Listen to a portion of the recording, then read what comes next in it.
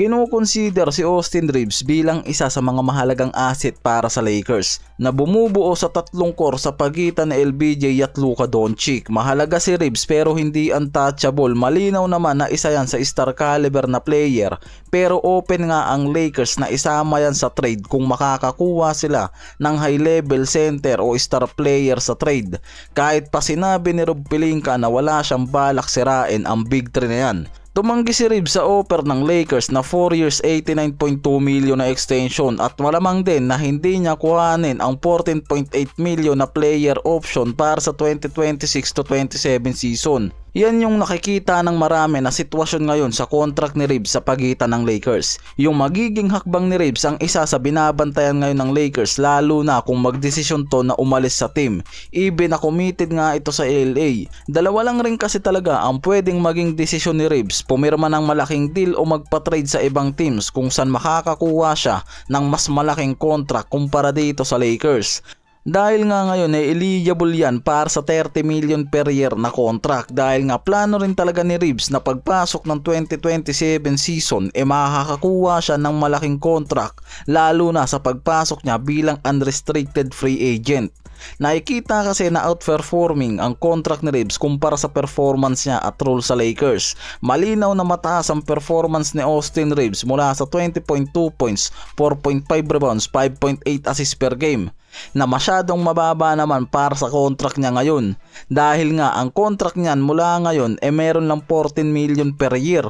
Kaya nga nakikita ngayon na sa oras na maging unrestricted free agent si Reeves sa susunod na taon, halos doble ang kikitain niya kung makakakuha siya ng ibang contract sa team.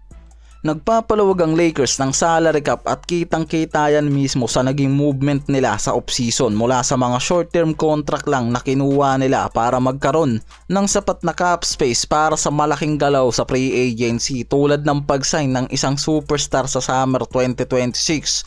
At ngayon nakikita na kaya pang gumawa ng trade ang Lakers sa oras na gumamit pa yung mga to ng asset player o itong si Reeves, lalo na't hindi na nila tiyak ang magiging future nito sa kanila. Dahil sa oras nga na pumasok sa free agency yan, mawawalan sila ng rights para gamitin si Reeves sa trade. Kaya nakikita na pwedeng mas agahan ng Lakers ang paggamit dyan ngayon sa isang trade blocks. Mabigat ang kontrata niya mula sa 13.9 million sa 2025-26 season at magandang production ang nabibigay niyan bilang third option player, at dahil dyan mismo nakikitang magandang asset siya sa trade at pwedeng makakuha ang Lakers ng ibang role player, lalo na isang center o star na mas magpapalakas sa lineup nila ngayon. Kailangan ng Lakers ng lockdown defender sa rotation, lalo na sa playoff setup.